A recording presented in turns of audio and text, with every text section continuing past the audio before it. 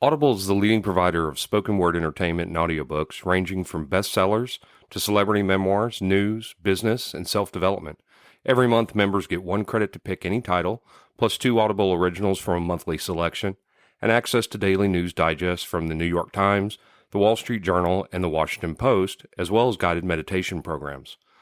Between a full-time job in IT and a full-time job in podcasting, it gets harder and harder to sit down and read the books I'm interested in. This is where Audible comes in. I can listen on my daily commute, relaxing, or while out running errands and still get in the books I've been wanting to get into. You can download titles and listen offline anytime, anywhere. The app is free and can be installed on all smartphones and tablets. Now you can try Audible risk-free with a special 30-day free trial by visiting audibletrial.com/Nerdery and Murdery. That's audibletrial.com/Nerdery and Murdery. Don't let your busy life get in the way of that great book you've been wanting to read. Go get your free trial of Audible today. This podcast is sponsored by BetterHelp. This is Geoffrey, and we've talked about many times before that I experience problems and struggles with my mental health, and really without a healthy mind, being truly happy and at peace is hard. The good news is therapy does work. It's helped for me, but what is therapy exactly? It's whatever you want it to be. Maybe you're not feeling motivated right now and would like some tools to help. Or maybe you're feeling insecure in relationships at work, or you're not dealing well with stress. Whatever you need, it's really time to stop being ashamed of normal human struggles, and it's time to start feeling better because you deserve to be happy. And now you don't have to worry about finding an in-person therapist near you to help. BetterHelp is a customized online therapy that offers video, phone, and even live chat sessions with your therapist, so you don't have to see anyone on camera if you don't want to. It's much more affordable than in-person therapy, and you can start communicating with your therapist in under 48 hours. So join the millions of people who are seeing what online therapy is really about. It's always a good time to invest in yourself because you are your greatest asset. And there's a special offer to Nerdery and Murdery listeners. You can get 10% off your first month of professional therapy at betterhelp.com/Nerdery and Murdery. That's betterhelp.com/Nerdery and Murdery.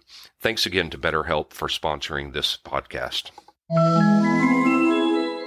So Ralph Baer invented everything we enjoy about the 80s back in the 60s. The problem was no one could get along with him. Who the fuck is Ralph Baer?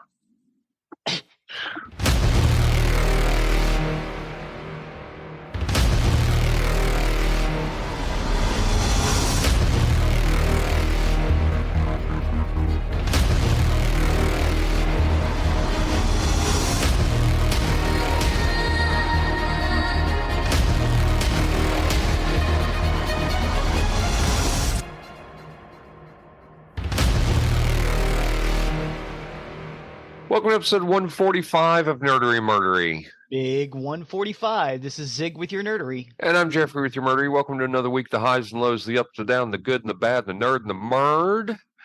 I meant to tell you last week when we were talking, you were talking about your daughter going to take up golf. One thing I want to recommend highly, try to tell her not to get frustrated. Okay. It's a very hard game. And it's so easy to get very frustrated because she's going to ground her club a lot. She's going to hit a worm burner. She's going to shank it. She's going to be all over the place. I mean, my God, I played yesterday. We had these high winds, and I shot a nice straight drive, and then the wind grabbed it and just threw it left all the way over to another hole. Oh no! Or threw it right. Excuse me.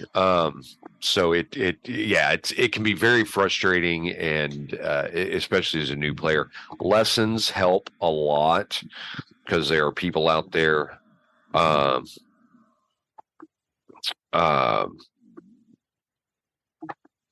There are people out there that will give really good lessons, and I highly recommend it. So anyway, I meant to mention that last week. Okay. It's her and my father-in-law's deal. So okay. So yeah. I'm gonna let them do their thing. Go out and play with them. You'll enjoy it. You'll enjoy it. just don't get frustrated. It's Okay. very easy to get frustrated. What is a worm burner? When you hit it low on the ground and it just goes straight and low and rolls a bunch instead of getting it in the air. Oh, Called a worm burner. That makes sense. Yeah, those are real easy to get. It's really easy to top the ball. When you top it, you get worm burners a lot. Sometimes if you get it too high in the air when it's windy, it's going to go all kinds of different directions.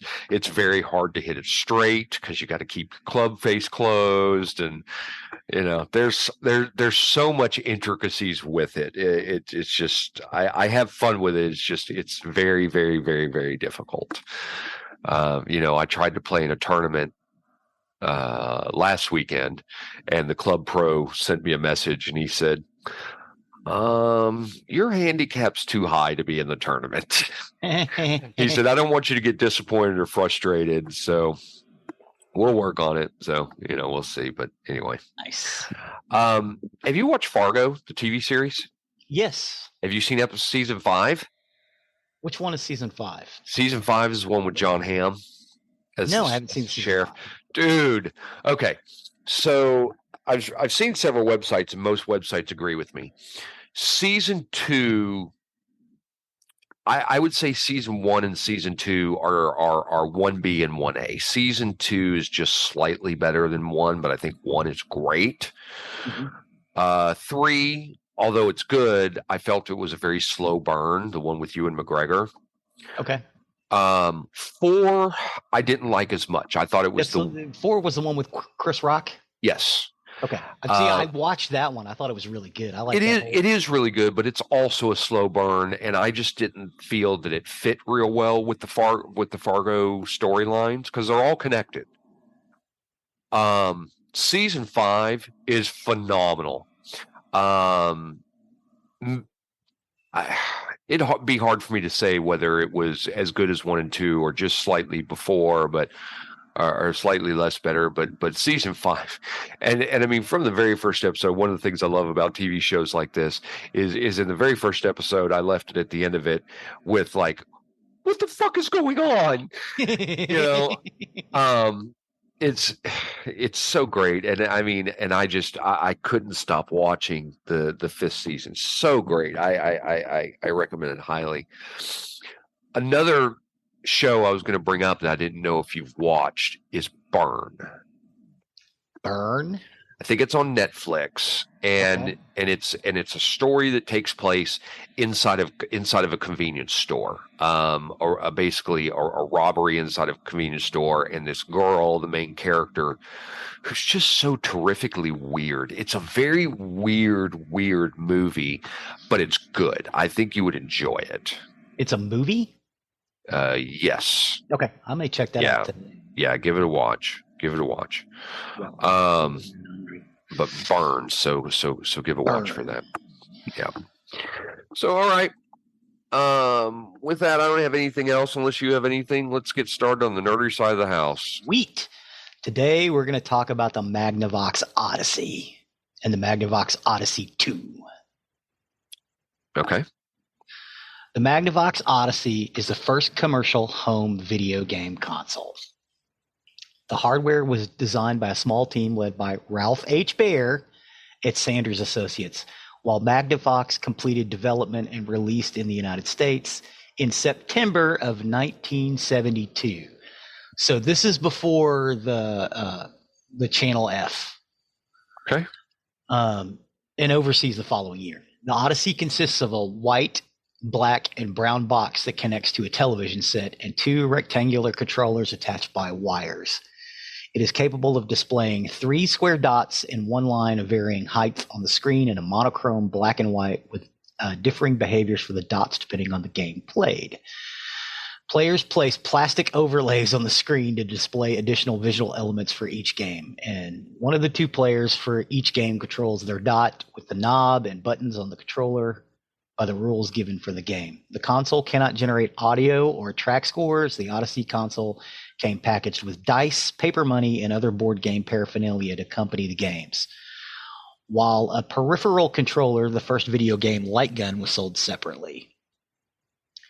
In 1951, while working for a military contractor, Laurel Electronics, engineer Ralph H. Baer was assigned to build a television set. Baer later claimed that while doing so, he had the idea to build something into a television set that the owner could control in addition to its normal function of receiving signals with a remote television station. Laurel did not purchase the idea, but it returned to Baer in August of 1966 while he was basically waiting for a bus. Baer, then the head of equipment design division at military contractor Sanders Associates, came up with the concept of using a television to play games. And the next morning wrote up a 4-page proposal for a game box that would plug into a television screen, costing around US $25 in 1966. The proposed device would transmit a signal that the television set could tune into, like a television channel, which Baer referred to as Channel LP, short for Let's Play. And he described several games that could be played on it. While electronics computer games had been developed since the start of the 1950s, they were typically only found in large academic or research institutions. And in 1966, no commercial game or video game industry existed, or any form of video games for consumer television sets.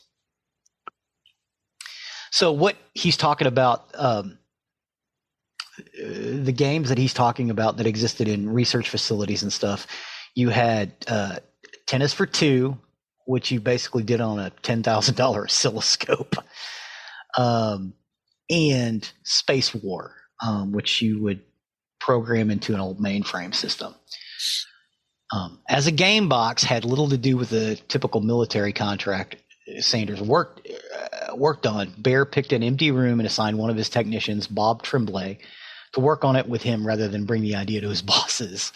But by December of 1966, they had completed an initial prototype, later christened TV Game Number 1, which could display and move a vertical line on a television screen. Baer demonstrated the prototype to the Sanders directors of research and development, Herbert Campman, who hesitantly agreed to fund it for $2,000 for labor and $500 for material, making it an official project. Again, this is $2,000 or $2,500 in 1966, so a fair amount of change. The Magnavox, so he gets it off the ground, gets it running, and he finally makes a deal with Magnavox in August of 1966. But along with Bill Harrison and Bill Rush, he created 7 successive prototype consoles. The 7th, known as a brown box, was shown to several manufacturers, but Magnavox agreed to produce it in January of 1971. And after releasing the console through their dealerships, Magnavox sold 69,000 units in its first calendar year and 350,000 by the time the console was discontinued in 1975. The console spawned the Odyssey series of dedicated consoles, as well as the 1978 Magnavox Odyssey 2. One of the 28 games made for the system, a ping pong game, was an inspiration for Atari's successful 1972 Pong arcade game, in turn driving sales of the Odyssey. Patents by Baer and the other developers for the system and the games included what was termed as adjudged by the pioneering patent of the video game art, formed the basis of several lawsuits spanning 20 years, earning Sanders and Magnavox over $100 million, largely from Atari. The release of the Odyssey marked the beginning of the first generation of video game consoles and was an early part of the rise of the video game industry. The original Odyssey had a number of removable circuit cards, switched between the built-in games. With the Odyssey 2, each game could be a unique experience. So I'm jumping ahead a little bit. So the Magnavox Odyssey 100 dedicated consoles was announced in the spring of 1975, with first shipments on October 30th and a launch price of $99.95. Again, that's 1975 money. Although pricing dropped quickly, with prices listed by $80 by June of 76, and Christmas of 76 as low as $39.95. It used a multi-chip discrete component design, which makes it much simpler than all later dedicated consoles Magnavox would eventually release. Magnavox already had a single chip design in mind that year, but wanted to have a product they could release immediately if Texas Instruments, the supplier of their single video game chips, was unable to deliver in a timely manner. So the Odyssey 100 which is after the original Odyssey, were basically Pong clones. Which Atari then promptly sued Magnavox over. The thing is, all of this is closed up, but from the outside, it looks like Magnavox sued Atari, and then Atari sued Magnavox, and basically everything broke even. Does that make sense? Sure. Yeah. Essentially, everybody got their just desserts. And then the Odyssey 100 designs, they did like 5 of these things. I've included some videos and some pictures of them. But they're basically Pong clones. But at the same time, the idea for the VCS had already gotten out into the industry, as well as the Fairchild, which was released in 1976, as we know. Odyssey started working on a console system.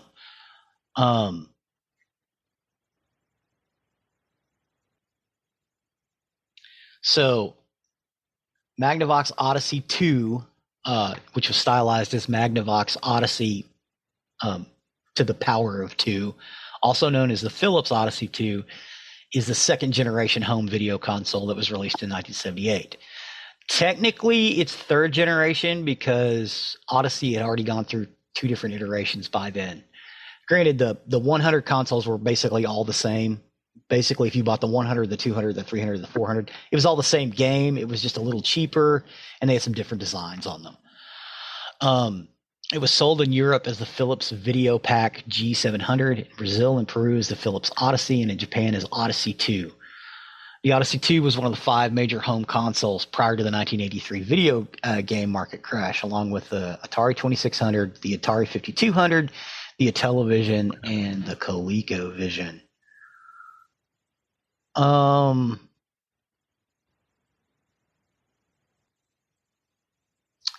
So in the early 70s, as we said, Magnavox did pioneer the home video game industry, but it was getting crushed.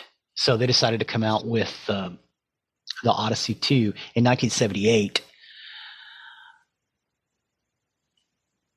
The original Odyssey, the Odyssey 2, each game could have a unique experience with its own background graphics, foreground graphics, gameplay, scoring, and music. The potential was enormous with an unlimited number of games that could be individually purchased. A game player could purchase a library of video games tailored to their own interests, unlike all other systems at the time. Well, except for the VCS and the Fairchild. The Odyssey 2 included a full alphanumeric membrane keyboard, which was to be used for educational games. Selecting options or programming, Magnavox released a cartridge called Computer Intro with the intent of teaching simpler computer programming. At the time, there were 8 dedicated home video game consoles and 1 TV with a built-in game console. That was for the Odyssey series. The Odyssey 2 used a standard joystick design of the 70s and early 80s. The original console had a moderately sized silver controller held in one hand with a square housing for its 8-directional stick, which was manipulated by the other hand. Later releases had a similar black controller with an 8-pointed star-shaped housing for its 8-directional joystick. In the upper corner of the joystick was a single action button. And during the time of the Odyssey 2's manufacturing, some came with controllers that could be plugged and unplugged from the back of the unit via the DB9 connector, while others had their controllers hardwired into the rear. One of the strongest points of the system was its speech synthesis unit, which was released as an add-on for speech, music, and sound effects. The area that the Odyssey 2 may be best remembered was its pioneering fusion of board and video games. The Master Strategy series, the first game released, was Quest for the Rings, with gameplay somewhat similar to Dungeons & Dragons and a storyline reminiscent of J.R.R. Tolkien's The Lord of the Rings. Later, 2 other games were released in this series, Conquest of the World and The Great Wall Street Fortune Hunt, each with its own game board. Its graphics and few color choices compared to its biggest competitor at the time, the Atari 2600, Mattel's Intellivision, and the Bally Astrocade, were its weaker points. The Odyssey 2 was listed by Jeff Rovin as being the third in a total of sales and one of the 7 major video game suppliers. Now, in our YouTube playlist, I have included some of these board games that they're talking about. It's essentially you use the video game system and the board game for 2 players to basically play Dark Tower. It's a lot like Dark Tower in that it's there's some randomization. It is slightly better than Atari's Dungeons and Dragons game, which was called Adventure. Well, no, there was a Dungeons and Dragons game, but Adventure was their big castle one where you go through that. Yeah, the first foray one. Yeah. Kids, get out and check out those board game plays. That thing is fascinating. It looks like a combination of a console game, a computer game, and a D&D game at the same time. It was really innovative, and the artwork was beautiful. It was really cool. It's one of those things, I think, if Odyssey had another iteration, they may have been a bigger player in the game market, but like everything else, they kind of got out of the business after the 83 crash. And then, the Japanese companies came in and cleaned everybody's clocks. About 1984, 1985.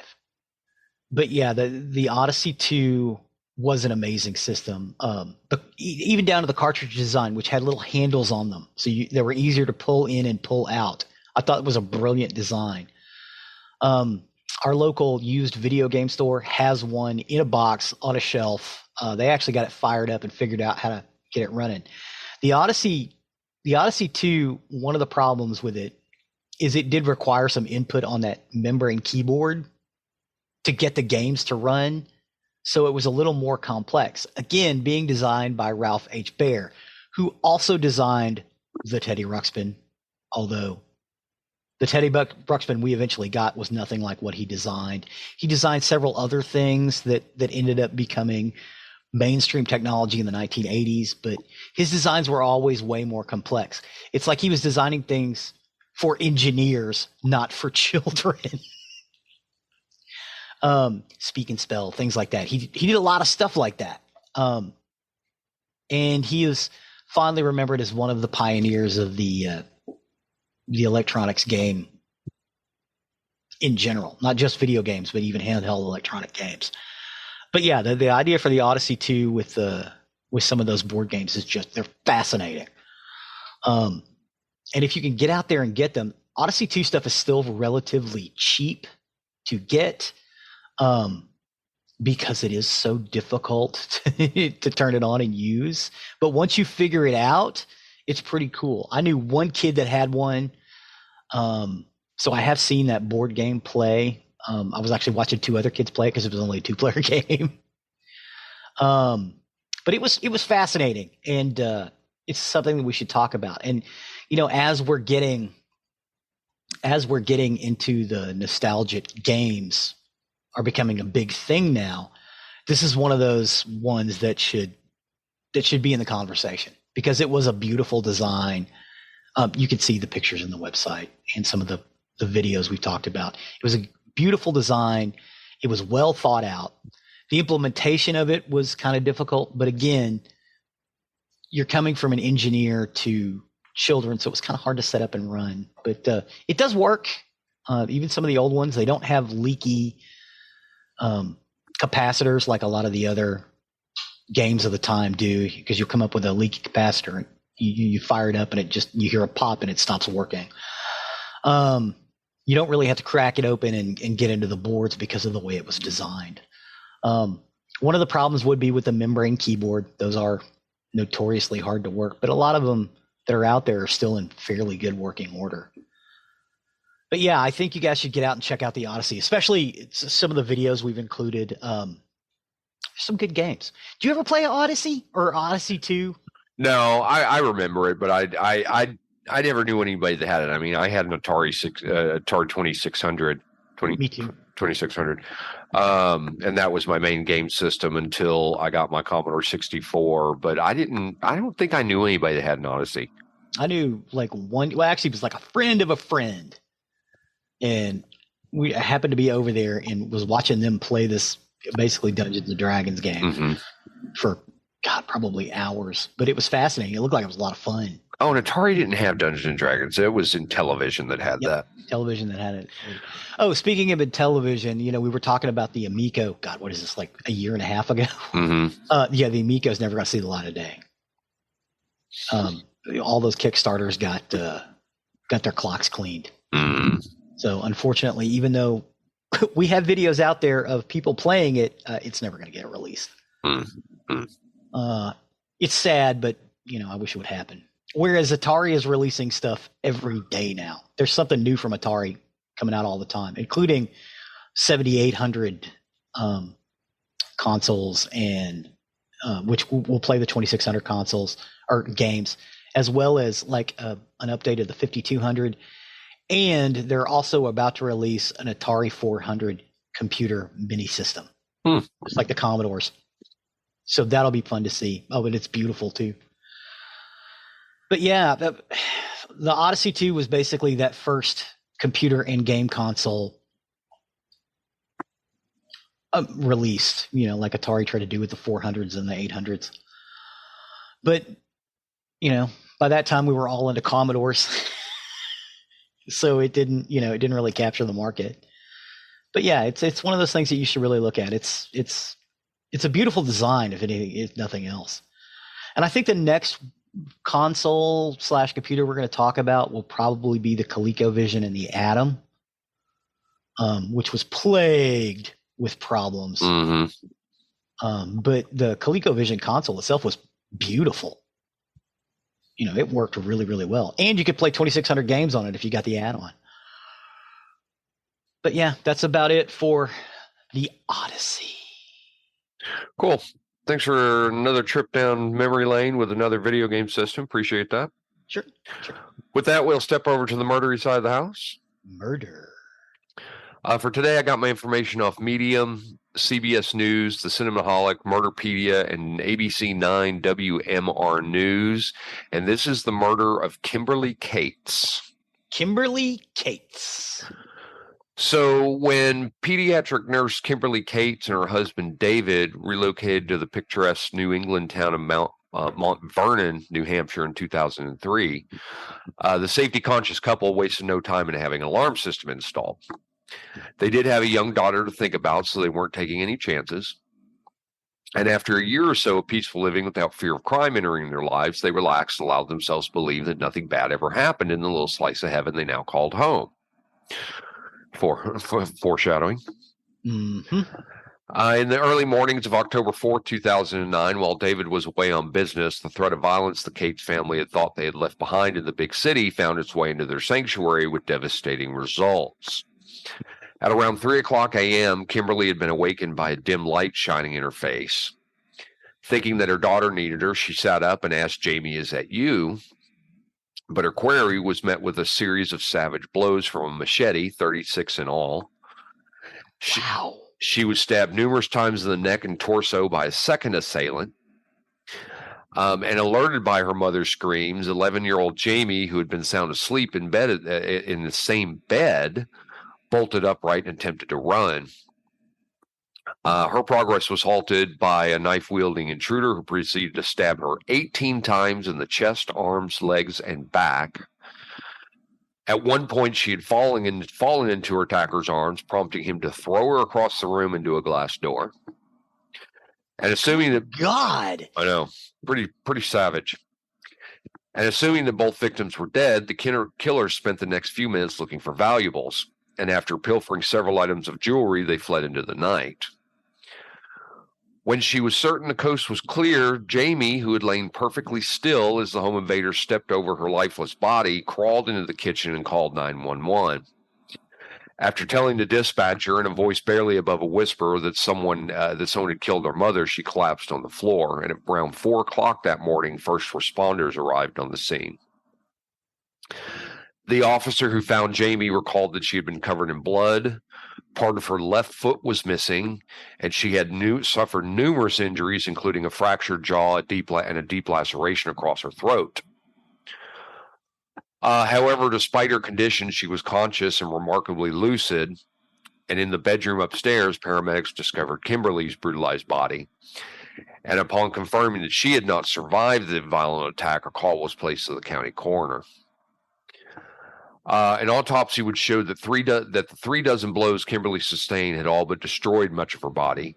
Among other things, her skull had been nearly split in half, and it was clear that whomever was behind the killing had acted without restraint, hacking away at the helpless woman in her own bed. The official determination held that, though the injuries had done irreparable damage, none had been lethal. Rather, Kimberly had bled to death. Oh. It is surmised that she had likely been awake and aware of what was happening to her throughout much of the attack. Oh, my God.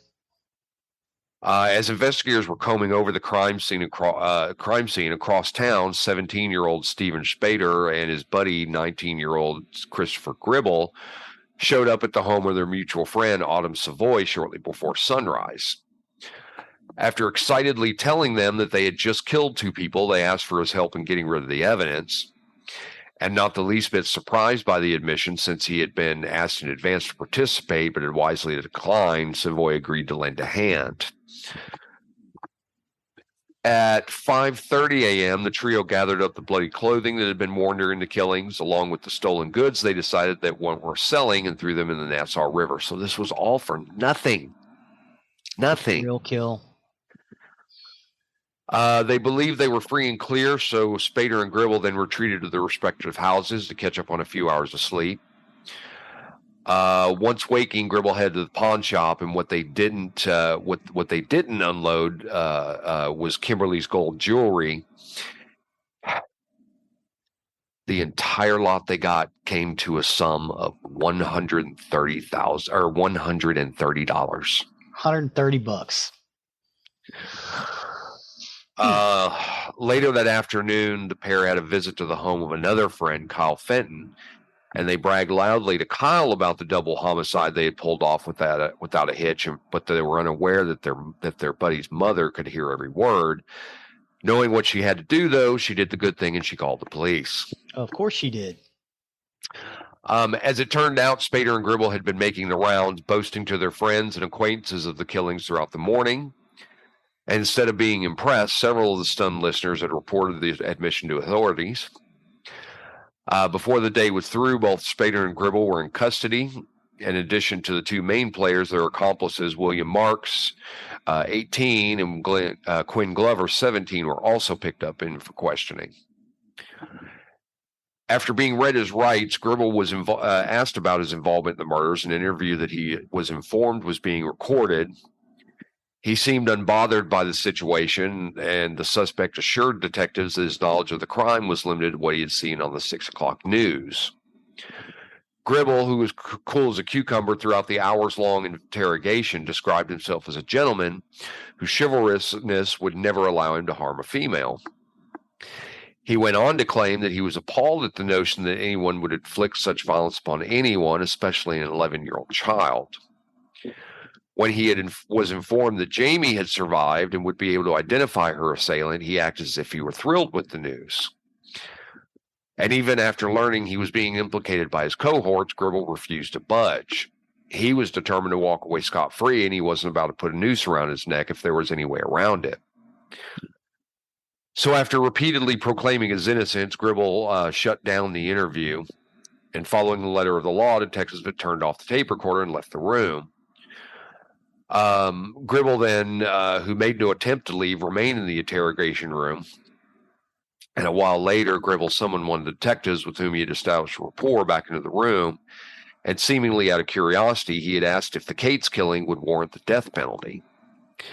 The detectives couldn't say for certain, but he indicated that the state of New Hampshire had stringent requirements for such an extreme sentence, and he didn't believe the case would fall under that umbrella. Anything a cop tells you in an interrogation room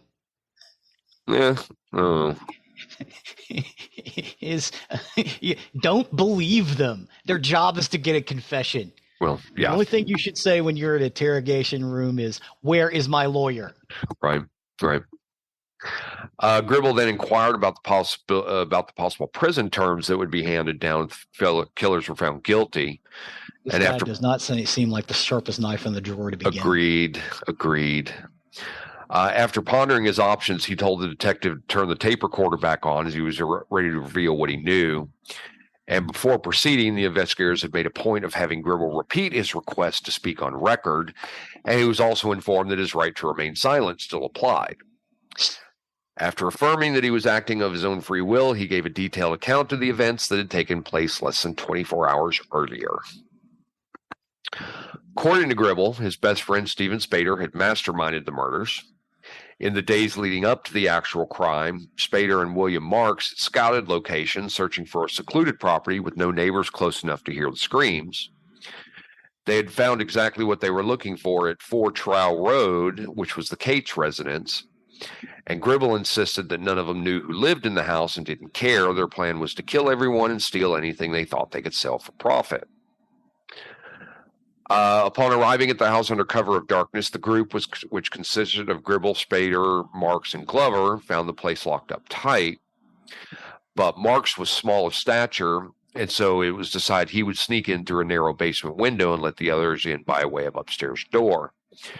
He was successful of entering the house, but once inside, he discovered he couldn't get out of the basement, so they moved to Plan B, and the others removed an air conditioner and climbed in through the gaping space that it had occupied.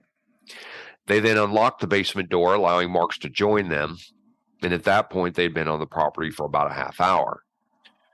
They then disabled the lights via a breaker box, and then they went from room to room using the lights from their cell phones as a guide, and it was in the master bedroom where they found what they were looking for. As Spader and Gribble unleashed a frenzied attack on the mother and daughter, Marks watched from the doorway, just taking in the carnage. Glover, however, was unable to stomach the grisly scene, and he had retreated to the living room until it was over. Throughout his confession, Gribble had maintained an emotionless monotone, with his voice not betraying a single shred of regret or remorse. He had spoken of the gurgling sounds that came from Kimberly that had prompted him to stab her in the throat in the same manner as one would describe writing out a grocery list. He also lamented the fact that he hadn't made sure that Jamie was dead, and he asserted that this wasn't because of his innate cruelty, but rather because he felt it would have spared her the pain of going through life without a mother. As Gribble was telling his version of events, Stephen Spader was across the hall doing the same. While he too had started out protesting his innocence, after learning that his buddies were telling a much different story, he dropped the who me routine pretty quickly. It was said that he was not one bit ashamed of his actions, and he had told his story with a sense of accomplishment that only those who kill with ease are capable of understanding. When describing the events the previous night, Spader recounted how the little girl had screamed and struggled with Gribble while he hacked up the mom. As it turned out, Spader had been a ticking time bomb since the moment he sprung from the womb of his drug-addled mother. Although he was adopted when he was 5 days old by a loving family who had given him the world and more, he was a bad seed, and no amount of tough love or coddling was going to change who he was at the core. His adoptive mother recalled he had been a model child until he reached middle school, when seemingly overnight he turned into a monster she no longer recognized as her son. He was defiant, belligerent, at times violent, and her child turned into her worst nightmare. Hoping to save him from himself, his parents had pulled him out of public school and enrolled him in a private institution. Determined to choose his own path, Spader, who was now heavily involved in the local drug scene, dropped out. His parents weren't quite ready to give up on their son, and they sent him to a therapist. And this gesture, although it was well intended, did nothing to alter his downward spiral, because even as he kept his family at arm's length, Spader was forming his own support system via a group of social outcasts who were in desperate need of a leader. Against all odds, they found what they were looking for in the former school bully, who bragged openly of his desire to kill total strangers for the thrill of watching them die. This band of miscreants, whom Spader dubbed the Disciples of Destruction, consisted of Gribble, Marks, and Glover, with the founder as the supreme leader. And followers that they were, the trio of misfits vowed that they would do as they were instructed or be forever ostracized from the group. As part of their initiation into the group, the teenagers had to agree to participate in a home invasion. And not only would they be expected to rob and pillage, but also kill all the occupants, whether they be men, women, or children. Shockingly, none of them had batted an eye at the prospect of taking an innocent life on Spader's orders, and given their mutual admiration of mass murderers and serial killers, who they viewed as folk heroes to be emulated, perhaps their willingness to take the lives of others really wasn't so surprising at all. While Gribble had been hesitant to admit guilt, at least initially, Spader shared no such qualms. Seeing the writing on the wall, he readily confessed to his role in the murder of Kimberly Cates and the attempted murder of her daughter Jamie. And rather than showing remorse, he had been upset. With himself for making the mistake of choosing accomplices whose incompetence at leaving behind a living witness had led to their capture. While the suspects were being interviewed, a search was performed on Gribble's car, and inside the vehicles, the deputies found an axe, a box of trash bags, a shovel, gloves, rope, camouflage clothing, and a pawn shop receipt dated for earlier that morning. At the conclusion of the interrogation, Spader was remanded to custody and charged with first-degree murder, attempted murder, conspiracy to commit burglary, and witness tampering. His fellow inmates at the county jail would later tell authorities that Spader had boasted about the attack that decimated the Cates family. Whether his captive audience wanted to hear it or not, he would relive the night of the murder over and over again, making sure to emphasize the number of blows he had administered with the machete, along with his victims' agonized responses. At the trial, Glover and Savoy testified against Spader in exchange for lighter sentences. On the stand, Glover told the jury that the defendant would often share his fantasies about breaking into a home and slaughtering the occupants. And not only had he wanted to kill them in the most gruesome of fashions, but had allegedly wanted to cook and feast upon their remains if time allowed. This allegation reaffirmed prosecutor Geoffrey Strelzin's characterization of Spader as a psychopath. Glover, who had fled to the living room and covered his ears to muffle the victim's screams, had been the only one to recoil from the violence that was perpetrated upon the helpless mother and child. Although he was a fan of horror movies, had an interest in serial killers, the reality was far worse than he had imagined. Yeah. I love horror movies, and we're interested in serial killers. We don't go out and kill people. Mm-mm. No. It's a weird equivalency. Okay, I'm sorry. Please continue. Oh, you're fine. With that said, though, he had gone along, and even after Spader had informed his disciples on the way to the Cates residence that they were about to be party to the evilest thing this town had ever seen. In November of 2010, Spader was found guilty on all counts and sentenced to life without the possibility of parole. The trial judge, not holding back, told him outright that he belonged in a cage. 2 years later, following changes in the law that negated life without parole for those who had committed offenses as minors, Spader became eligible for a reduced sentence. When this subject was broached, Spader balked. Happy where he was, he refused to cooperate with the appeal process. He informed his attorneys that he was, quote, the most sick and twisted person you'll ever meet, and he washed his hands of the proceedings. Moving ahead without him, his legal team applied for the reduction. And in the end, Spader received a sentence of life plus 26 years. In 2013, he orders his attorneys to drop all appeals, and today he is imprisoned in New Jersey, where he will remain for the duration of his natural life. Glover pleaded guilty to burglary, robbery, and conspiracy to commit burglary, and was sentenced to 20 to 40 years behind bar. His earliest possible release date will be 2029.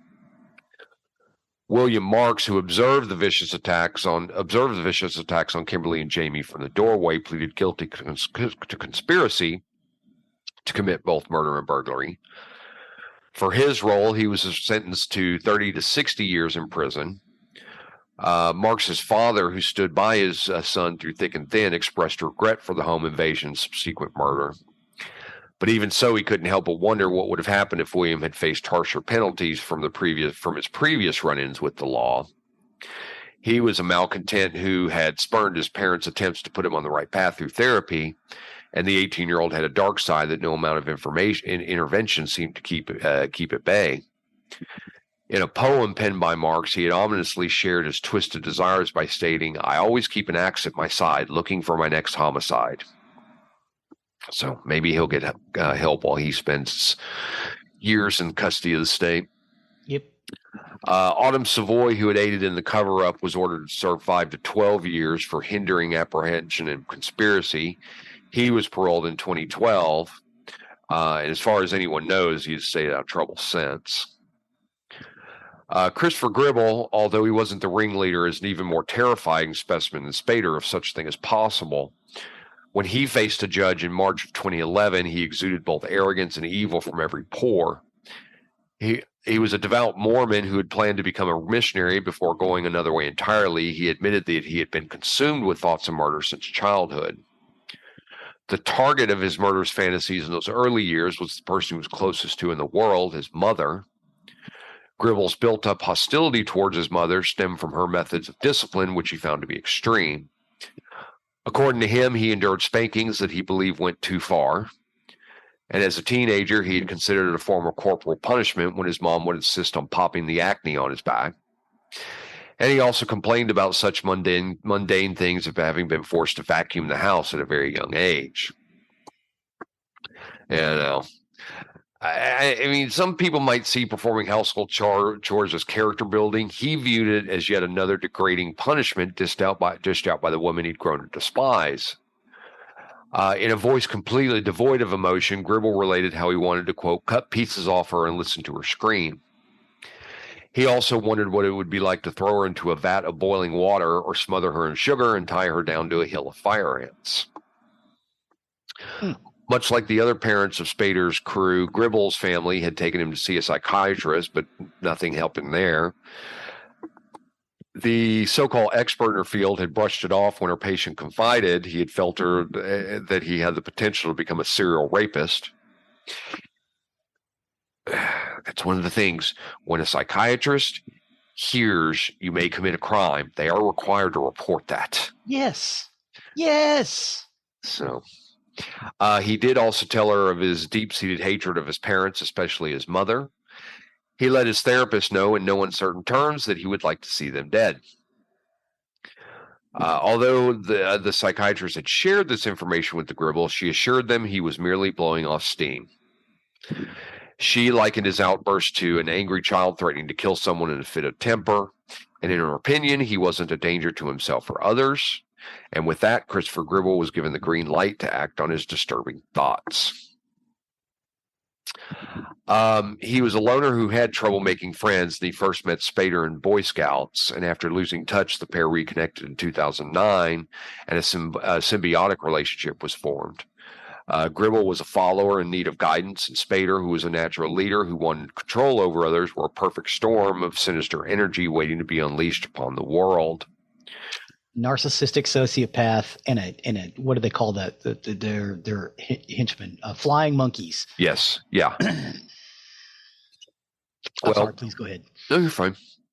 Well, Gribble made no secret of the fact that he knew before entering the Cates' home that everyone inside was going to die. When the time came for him to spring into action, he had stabbed both Jamie and her mother with calculated strokes, unlike his cohort who had swung the machete with such wild abandon that his right-hand man had feared becoming yet another casualty before all was said and done. As pompous a defendant as the court had ever seen, Gribble presented himself as a force to be reckoned with. With the very real possibility of spending decades in prison, he had smirked and replied that, quote, they, meaning the other inmates, have no idea who they're messing with. As it happened, Gribble would soon have to defend his words with actions. At the trial's end, he was found guilty of first-degree murder, attempted murder, conspiracy to commit murder, and conspiracy to commit burglary and witness tampering. And he was sentenced to life without parole. But the judge informed him that had it been within her power, she would have sentenced him to infinity. Gribble appealed his conviction, claiming he hadn't understood that he had the right to remain silent, even though he had been read his rights more than once, and had verbally acknowledged that he understood their meaning. With life in prison looming, he painted himself as a poor soul who had been manipulated by overzealous members of law enforcement. No longer the wiseacre who saw himself as superior in every way, Gribble adopted the persona of a half-wit who didn't know the inner workings of the legal system. And even though he had been the one to initiate the confession, he took the position that he had been coerced by deputies. They had ample proof to the contrary, including his own voice captured on tape, agreeing that he was confessing of his own free will, and so the appeal was denied. Not nearly as savvy in real life as he was in the fantasy games that had consumed much of his time prior to the murder, Gribble soon had found out soon enough that thinking you're tough because you stabbed a woman and child as they slept and proving it to hardened criminals were two very different things. Oh, no. Gribble was deemed weak-willed and fragile and quickly became the target of other inmates who, unlike him, could back up their bravado with actions. For his protection, he was placed in the penitentiary's special housing unit where he would spend the next several years before being integrated in the general population. And once there, he was summarily beaten up by another inmate, forcing officials to send him back to the SHU, where reminiscents of his childhood, he remains isolated and coddled. Jamie and her father stayed in the home on Trial Road after the attack that left their family in shambles. For their protection. Where was the father? Was the father away? Yeah, he was away on business. Okay. For their protection, they purchased a guard dog and always utilized the alarm system. In the hopes of ensuring that Kimberly lived on the community, there was an annual golf tournament that was established in her name. The proceeds of the charity event, which takes place every year on the anniversary of her murder, go towards a scholarship fund set up for local students with their sights set on higher education. Jamie, who is now in her 20s, graduated from college and pursued a career in the healthcare field. She's a happy, very grounded young woman. She has long since moved past the events of the night when a chapter of her life was closed and another one opened. And while she will carry both the physical and emotional scars inflicted by the perpetrator's rest of her life, she refuses to let them define her. She's a survivor, pure and simple. Kimberly Cates was, by all accounts, a ray of sunshine that was extinguished much too early. Outgoing, warm, loving, energetic, and kind, her death was felt throughout the community. She was a born caregiver without an enemy in the world, and she was a victim chosen at random by 4 malcontents who had no regard for the lives of others. Chillingly, Gribble had stated in the courtroom that should he ever be released, he couldn't guarantee that he would never kill again. Let's hope for society's sake that we never have to find out. Yes. And that's the story of the murder of Kimberly Cates. Well, thank you for that, sir. That was fascinating. Yeah, I found that one pretty wild, especially those 4. They reminded me of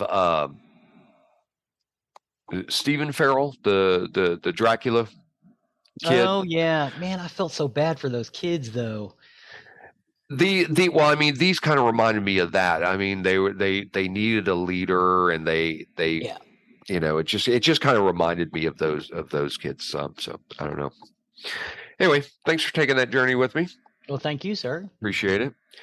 That'll take us to the end of another recording week. As always, you can find everything that we talk about on our hub, nerderyandmurdery.com. That's where we have more information about what we talked about today, links to what we talked about, plus pictures. And you can also find the link to our YouTube page, which Zig so often updates.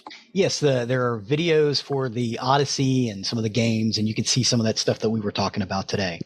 Cool. Nice and fresh. Appreciate that. Yes, sir. You can also find the link to our merchandise page, where if you wish to show off your Nerdery and Murdery fandom, please do consider purchasing something from there. That, along with our Patreon, our patrons do help donate to the cost of the show. It does cost to keep us on the air, keeps our website updated, keeps our publishing going, and everything that's associated with that. It's not cheap, and it does not go to fund our luxurious vacations, cars, and homes. It does not. Please and thank you. Please and thank you. And last but not least, please don't forget to leave a 5-star review wherever you can. It really helps us and helps others find our content that may be looking for the topics we cover. And with that, I have been Zig with your Nerdery. And I'm Geoffrey with your Murdery. Cue the music.